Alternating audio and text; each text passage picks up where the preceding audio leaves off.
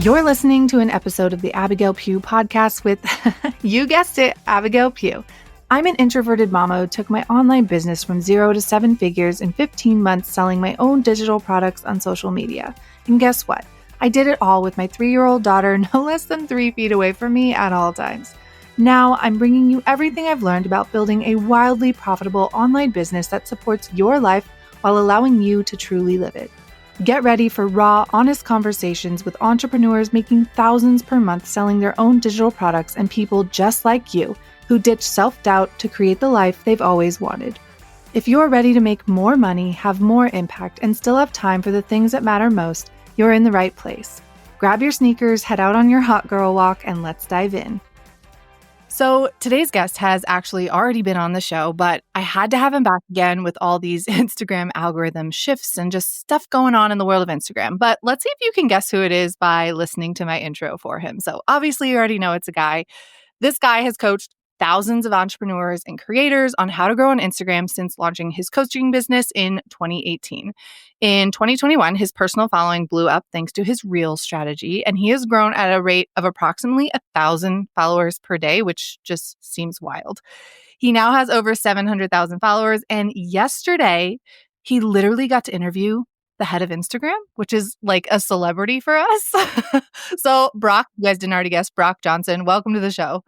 Thank you so much for having me. I appreciate the formal intro.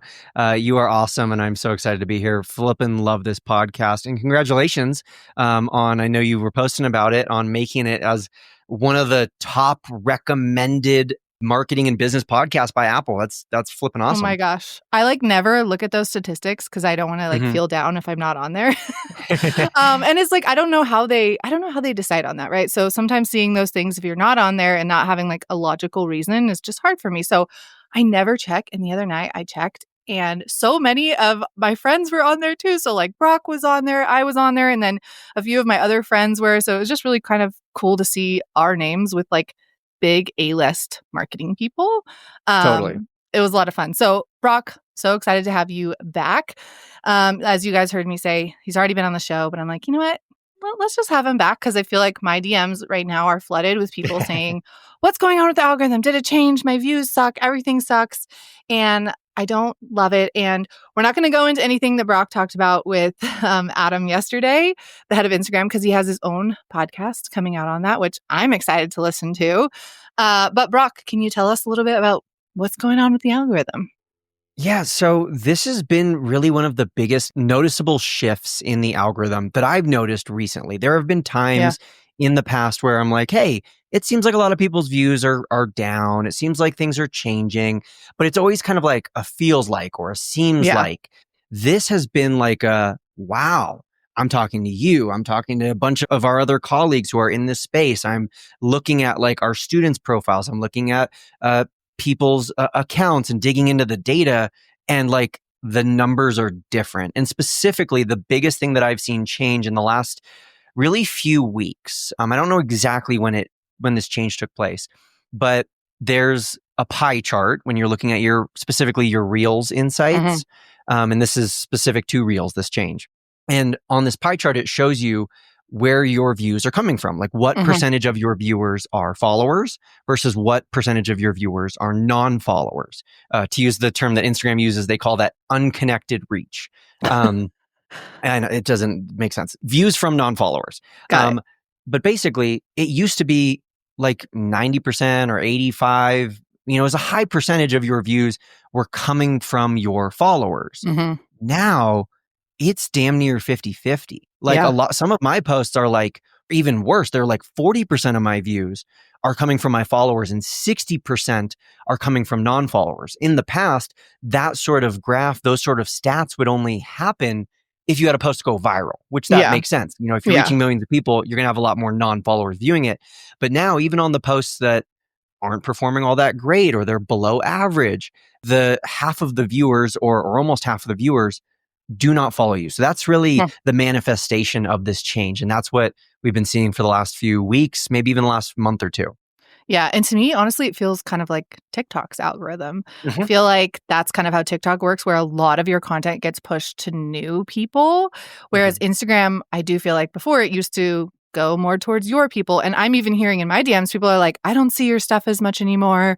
I'm just seeing a bunch of things that like people that I don't follow yet. And I thought it was so Mhm. interesting. I'm like, huh. But what can people do? Like what can we do if we are like if your content is going to more new people? What should we do? Because I do feel like number one, I feel like content is taking longer to perform well. Like my Mhm. reels that sometimes will be like, okay, I know this is going to take off. It's taking 2 or 3 weeks. Right. And I just find that really interesting that like it's taking the algorithm a long time to push it, but it's still pushing it just much slower. But I am also noticing my content is going to new people. So what do we do? Yeah, okay. I love this. So I have I have like three main things that I would recommend that everyone does, and then a fourth that's kind of like a oh my gosh, this is so good. Like we all need to do this and it's like a bonus. So You heard it here first, guys. we'll start with the first one, which is something that I know you've been talking about it. I've been talking about it for quite a while now, and this has come directly from Instagram. They have said this that shares are the Mm, best form of engagement, and part of that is that shares help you reach more new people. yep. Well, also new people enjoy the kind of content that is share worthy. There's kind of Mm, like a symbiotic relationship there. And so the first thing I would say is creating the kinds of content that is share worthy is a great way to make sure that, hey, if my posts are getting seen by these new people, that it is the kind of post mm, that they're going to enjoy seeing. That it's not just going to reach them and then fall on unengaged eyes and unengaged ears, but they're actually going to want to engage. And specifically, I would recommend leaning into the really relatable content, yeah. the content that um, shows, hey, I have an understanding for who you are as my target follower. And the cool thing there is that you're not forgetting about your existing followers when you do Yeah. that, right? Like you are literally creating content as I know you preach for your audience, for your Hmm. tribe of people. And it's going to resonate really strongly with the existing followers. And when it reaches the new people, it will resonate really strongly with them. It'll increase the likelihood that they share it and the likelihood that they engage. And hopefully, the creme de la creme is that they become an actual follower and they don't just remain as an unfollower. So that's the first thing that I would suggest doing. Yeah. I love that. And I love that you said how it kind of hits home for both people that don't follow you, that people that do, because I do feel like sometimes people are like, hey, I want to create content for new followers, but I don't want to bore my current followers. And I'll just say, Mhm. like, little mental note here. I've been using trial reels more so to create like growth content for new people. And Love then that. while my reels still are kind of going half and half, I've found that my carousels go a lot more to my followers. So Yes. I've been trying to lean into carousels a little bit more. And they're easier, honestly. Like, take a reel that's performed well, that maybe got some decent shares, and turn that into a carousel instead. It's not that hard to repurpose content. And I feel like it's just carousels are doing better for hitting my current audience. Yeah, that's definitely, I think, part of this like algorithm change that we're all experiencing in general. This is just the part that doesn't relate to Reels, but I guess it kind of does. Is yeah, while Reels might be getting this divided view ratio, carousels are crushing right now, and it might be directly because of this change with Reels. And so, yeah, absolutely, I think that is a spot on, like such a great strategy. I know you've been really championing trial reels and like, yeah, use those to reach as many non-followers as you can while we can Seriously. really abuse this feature. Do it and then use carousels to really reach more of your existing followers and provide those educational, Yeah. value heavy, story heavy posts that might not necessarily be as viral or be as great at attracting followers, but they're Yeah. really great at nurturing the relationship. Yeah. Absolutely. Okay. Number two. What's next? Yeah. Okay. So the second thing I would say is along the same lines as number one, but creating content that specifically is focused on engaging with that new follower or Hmm. meeting them where they are. So, some general things that I would recommend here are simplify your content. Simplify, simplify, simplify. Not because your followers are dumb, but simply because, especially these new people who have never seen you before, Hmm. they don't have that immediate trust with you. Like if Yeah. someone already follows you, they know all about you. They know how many miles you're walking every day. They know how your body is sore right now. Like they know all this stuff about you. And so they see your reel. and they're instantly going to stick around a little bit longer because Huh. they've already invested. They're going to give you a better chance at engaging them versus a new person who, the second you say a word they don't understand, they're scrolling. The Yeah. second you start talking about a topic that goes over their head or that uninterests them, they're scrolling. And so Yep. what I would say is, don't overly dumb down your content, but simplify it. Like use Yeah. if you have the choice between two synonyms, two words that mean the same thing, use the simpler one, not the one that Yeah. makes you sound smarter and strokes your ego, but simplify your reels, simplify your captions, simplify the things that you're teaching. If you are doing like an educational reel, don't try to teach 17 different things and give me all these Yeah. different crazy tips. Just give one. One. And like I said, really emphasize the relatability. And then the final kind of thing that I'll say is ask for the follow. Like Yeah. if you know your reels are going to be reaching, 50% of the views coming from non-followers, say it in your reel. Like ask for people to follow. Yeah. And instead of just saying follow for more daily tips on how to Yep. become a better rock climber. Like give them a reason why. You can also type Specific. that in your caption. You could add it as like a little blurb at the bottom of your caption. And I think that just doing that should hopefully, as these new people are seeing your reels, increase the likelihood that they are actually going to follow. Yeah, absolutely. And one little note on that, if you are someone that is wordier, which a lot of my students struggle with this inside of my community, where they're a deep person and they write in a very like deep tone, and people are scanning on social media. Even when I'm scrolling, like I'm scanning, and if I'm not like instantly hooked, I scroll on, right? Like I have a squirrel brain. We all do right now. Yeah. And so something that I always recommend is if you're like wordier or you can't figure out a way to kind of dumb it down, take it into ChatGPT and say, hey, can you word this in a way that a seventh grader would understand it?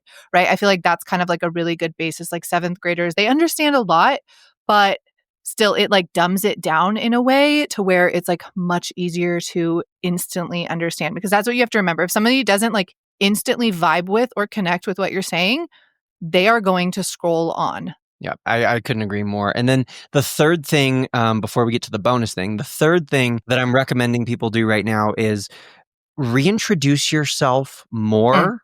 And there's really three ways that you can reintroduce yourself. So maybe there's four. The first one is entire posts that are just dedicated to, I'm going to reintroduce myself. I think that we kind of take it for granted. Oftentimes we maybe do one introduction post a year or even less.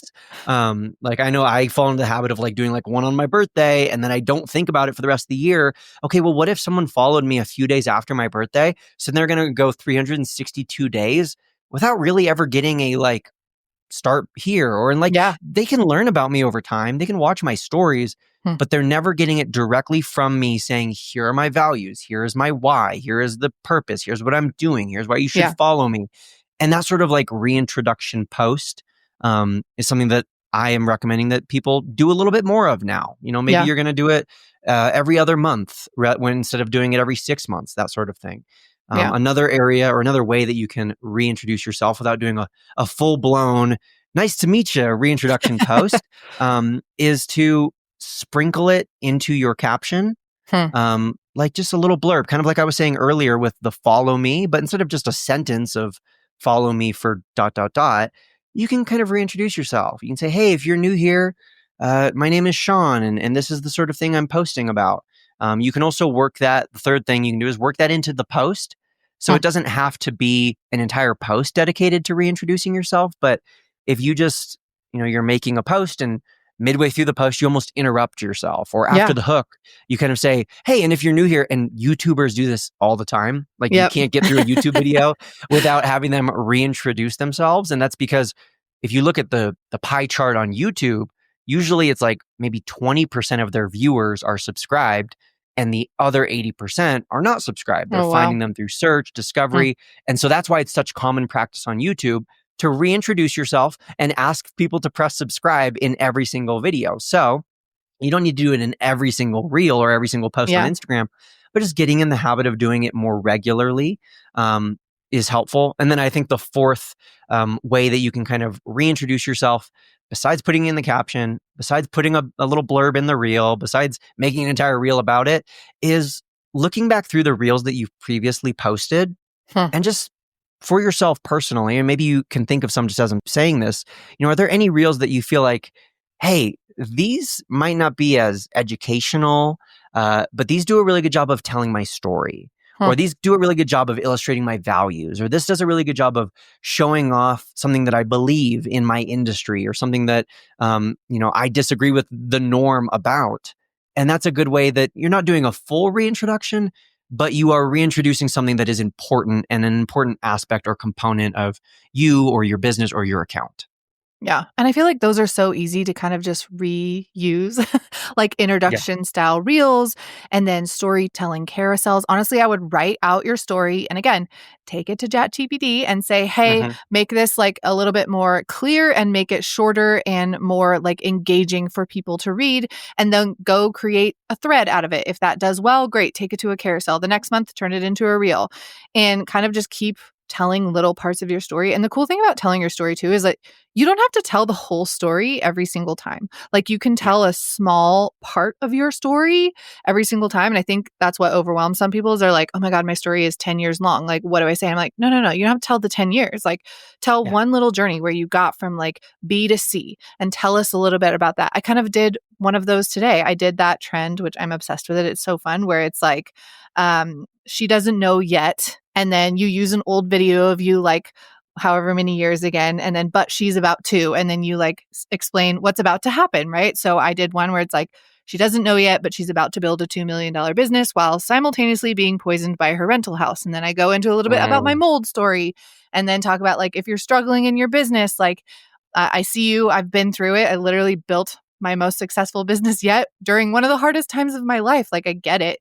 And so I didn't tell my entire story of building my business. I didn't even like remotely touch on everything that went with my mold journey, but I just Mhm. told like one little piece of the story. And that was intended as like an introduction or a little bit more about me post. So don't feel like when you're doing these introduction posts that it needs to be your whole lifelong story. I would suggest having a longer one pinned to your profile if you can. That's like about your journey, but that's not what you need to be doing every single month. Yeah, I absolutely agree. Absolutely agree. Okay, so now the fourth thing, the kind of bonus thing, whatever, the thing that it's going to require a little bit more digging into the data, but I think this is really fun, and it's not going to require like a tech background or anything like that. Basically, it's just Instagram doesn't give us this stat, and so we're going to have to take two stats that they do give us and find our answer. So, Got it. what I've been recommending, and here's what I'm going to tell everyone listening to do right now. They can do this while I'm talking.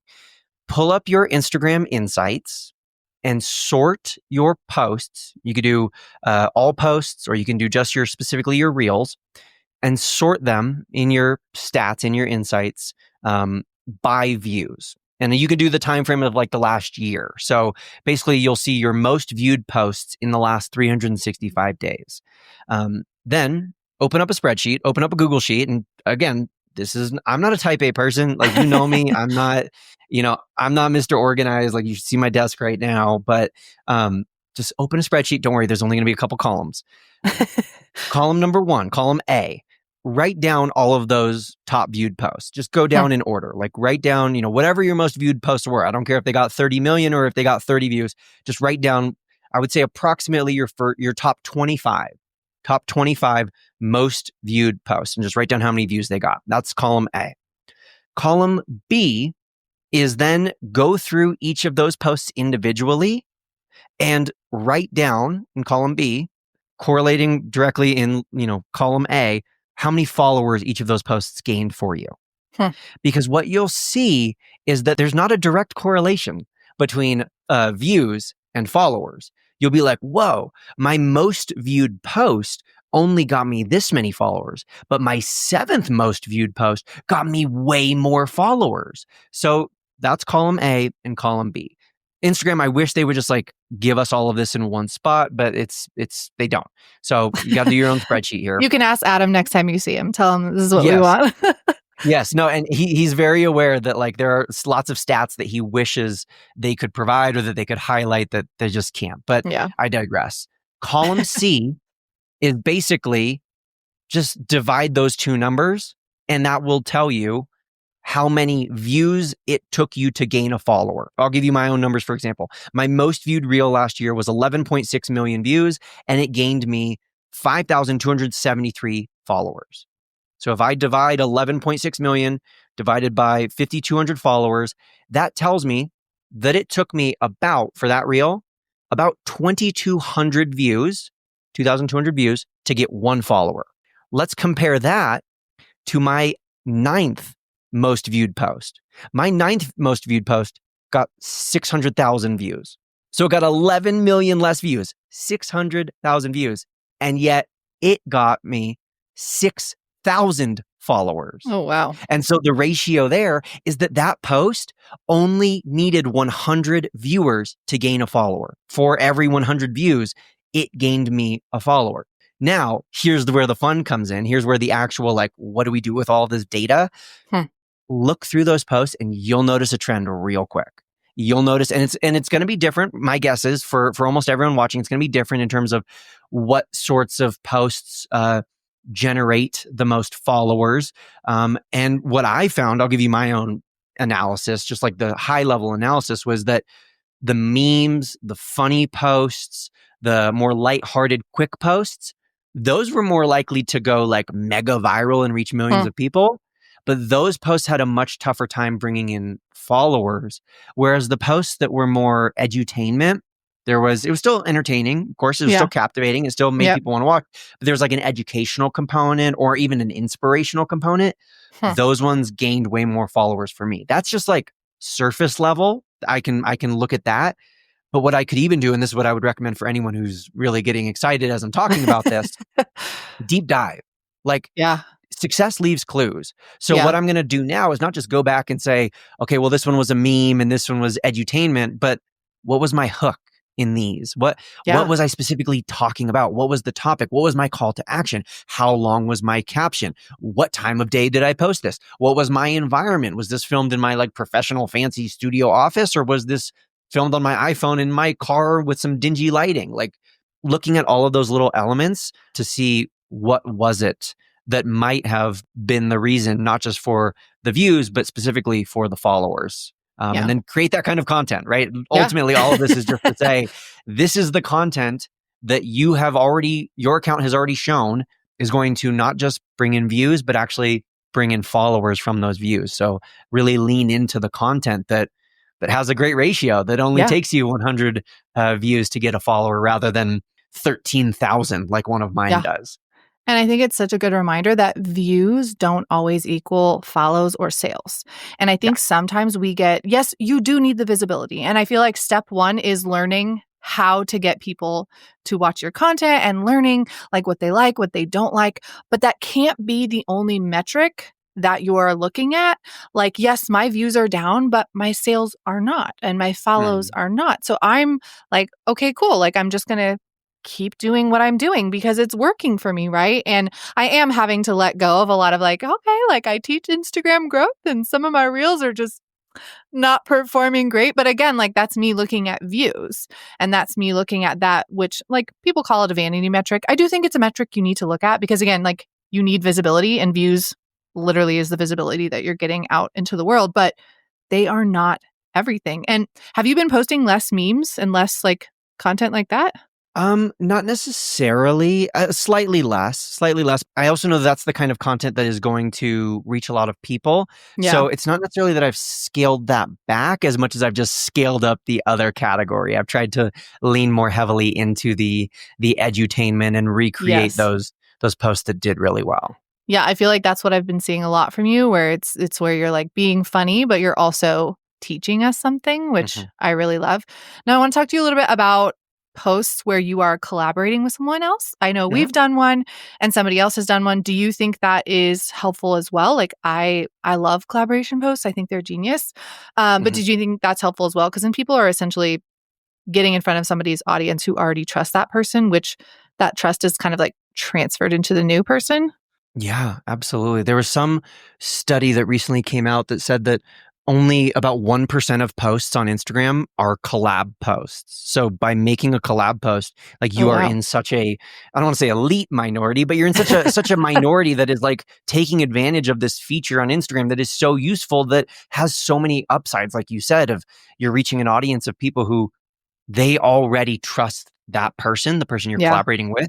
And so by that person collaborating with you, they trust you. Yeah. And so, I used to be a real stickler when talking to people about collab posts of like, hey, you want to collaborate with someone who has relatively the same size following, or more importantly, relatively the same size engagement, Hmm. relatively the same size reach. Because if you get 50,000 views on every post and they get 1,000 views, you're not going to benefit from that. Your Yeah. views are going to go way down. That's what I used to say. But now I'm like, screw that. Like, if, of course, it should make somewhat sense. Like, you don't want to Yeah. be Yeah. someone with 13 million followers doing a collab with someone who's got 10 followers. Like, make it make some sense. Yeah. But like, even if the scale is not necessarily even for you, even if like you're collaborating with someone with a slightly smaller account, go for it, because those are people who are like the perfect audience, right? Yeah. The one thing, speaking of audience, that I will say needs to be on the same page is you need to make sure that you're in the same niche, right? Like, I ain't Yes. collaborating with Yes. rock climbers and cake bakers and No. snowboarders. I'm going to collaborate with other Instagram coaches and other marketers and other social media coaches. So as long as that's in alignment, knock your socks off. And I hope this is an Yeah. encouragement to anyone listening too, who is on the other side of the scale. They have like that smaller audience. Like, reach out to these bigger creators. You never know when they're going to say yes. My final pro tip before I shut up is just make sure when you do reach out that you have a clear idea. Like, don't just reach out and say, hey, do you want to collab? And then they're like, yeah. And then you're like, okay, what ideas do you have? And suddenly it's like they have to do all this work. No, Yeah. my favorite collabs are when someone reaches out to me and they're like, hey, I have this idea. Here's the post. It's already made. I took a photo of you from Google and I put it in the carousel. Or here's the script that I want you to say for the reel. Record this 7-second clip and you're done. It makes it so much easier on that other person, and it increases the likelihood that they're going to want to say yes. Yeah, I'm over here going, phew, that's exactly what I did when I asked Brock to collaborate. The first time I was like, hey, let's talk about XYZ. I just need your input here and your input here, and then I'll make everything else and then invite you, because like, we are friends, yes. So even if I hadn't done that, I'm sure Brock would have said yes. Like, we're good friends. But I was like, I want to make this so easy for him to say yes. Like, this was my idea. And then he tricked me into doing another collaboration post where he tricked all of us in the reel. Yeah. But he did all the work. He just said, send me a video. And I was like, okay, I literally have no idea what this is for. Tells you how much I trust Brock. I was like, okay. He did tell me that it would go on the internet. But yeah, I think collaboration posts, especially carousel ones, I think people forget that you can collab on a carousel because we so often like just think about reels. I feel like people are like in this tunnel and like reels, reels, reels, reels. And like, no, carousel ones are so much easier, honestly, because you They're don't so much easier. in the same room. You don't have to like try and do a transition because not everybody like knows how to do transitions. And I'm always like, if you can't nail the transition, don't do it, because then it's just, you don't want that. You want your transition to be really good. But carousels, you can kind of take a little bit of information from each person and like infuse that into the carousel. So you just did one. Was it today or yesterday with somebody else? It was this morning, yeah, with Marketing Harry, and it was the Yeah. same thing. He reached out to me. We do collabs all the time, him and I, and he's this is no offense to you or to anyone else. I think he's my favorite person to collab with, because he literally says, hey, Brock, you want to do another collab? And I say, yes. And then he sends me the link to a completed carousel that he's already made in Google Drive. And it's like got my face on it and it's got my tips in it. And he's like, I had my team make this, or I designed this, and let me know when you want to post it. And like, that's it. Like, the work is done. And so, but that's a no-brainer, right? And I totally agree. Carousels are way easier whenever there's a real, like, it's like when we're in person, like when you and I have like been at like Stan's event last year and we're in person, then or doing a reel together is a little bit easier because we're standing shoulder to shoulder. But to your point, like the different angles and transitions and different mic volumes if you're doing a talking head, and there's just so many more elements that go into making a good collab reel. So collab carousels are just so much easier. Yeah, I love them. Okay, last question before I let you go. I know you've been traveling, meeting the head of Instagram. I'm just dropping that a few times because I think it's like the coolest thing ever. And again, he's like a celebrity here for us. He's a big deal to us. Yeah, I tried to tell him what a celebrity he was, and he like, I think that was like my opening question or my opening statement is like, hey, like you're more visible than any other head of a social media. And what I meant is like, you're showing up on your stories and your feed and you're giving tips. I get it. He's not more visible than Elon Musk. I get it. He's not more popular or more of a celebrity than Zuckerberg. But in terms of like showing up on your own app and talking about your own app, I would say he's more visible than anyone else. So yeah. I told him that and he tried to disagree and we kind of went back and forth about it and we laughed about it. But I could tell his brain immediately was like, I'm not more famous than Elon Musk. And anyways, I digress. That's not what I meant. That's so funny. Okay. What is one piece of advice you have for people that most people are not telling other people? I know there's like tons of gurus and I don't trust a lot of people with Instagram growth. There's probably like 5 people that I'm like, okay, everything that comes out of their mouth, like I trust them. I know it. So one piece of advice for people who are trying to grow and they're just feeling, I don't know, they're just feeling stuck or they're feeling like, great, I'm never going to get out of this. What have we coined it? 200 view jail, where they're just feeling, so like what's one thing that they can do? Yeah. So you're going to love this. This is, I don't think I've shared this tip anywhere else. This is super good. This comes directly from Adam in our conversation yesterday. So, snap. And this has never been said before. Okay. Just keep showing up and keep improving a little bit day after day. Yes, it was sarcasm. This has been said a million times before. This did not come from Adam yesterday, but this actually did come from our conversation. But it's not novel, and that's the thing. It's not novel. It's not new. I think oftentimes people, and I'm guilty of this myself even, are often looking for the novel, the new hack, the new trick, the new gimmick, the new way to beat the algorithm. When ultimately, that's not what's going to make a difference. And the reason that you hear these cliches over and over again, and the reason that I feel like I can't go on a podcast or speak in public without saying what I'm saying right now is because I think you need to hear it over and over again. And so for anyone listening right now, you're not hearing this by accident. I believe you're hearing this for a purpose. Keep showing up. Keep showing up for your audience. Keep showing up for yourself. Keep showing up for your business. Keep showing up for your past self that you're making proud and your future self that you're also making proud. And just improve a little bit each day. Yep. Like one little thing. Can I make my captions a little better? Can I make my hooks a little stronger? Is there a way I can level up the quality of my content, like the actual video quality, HD, the audio quality? Is there a way I can improve my editing? Improve one little tiny thing each day and keep showing up. Because most people will not be able to keep showing up. Most people will get lost in the weeds of the algorithm changes, and they'll get lost in the weeds of, I tried this new hack and this guru said it would work and it worked last week and it didn't work today. And they'll get lost and they'll get bogged down and they'll get frustrated. And that's human nature, but just keep showing up. And if you can do that, which 99% of people can't or aren't willing or are unable to do, then you will have an account that is performing better than 99% of all other accounts. So just keep showing up day after day, making those little improvements, and you'll be all right.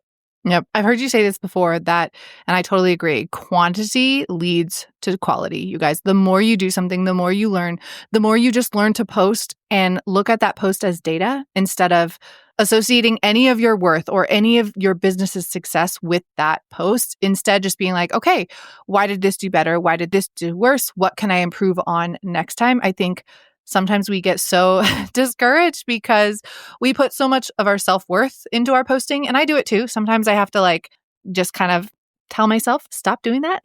Yeah. There's no correlation between your self-worth and how many views you get on Instagram. So we're going to leave you with that. Thank you so much, Brock. When is your episode coming out with, what is it? Do you say it Adam Mosseri? Is that right? Yes. You said it correctly. Yes. The head of Instagram. When is that coming out? Yeah, it's coming out. I think the first week of April is our tentative plan. That could change, but I believe April 4th is like that Thursday.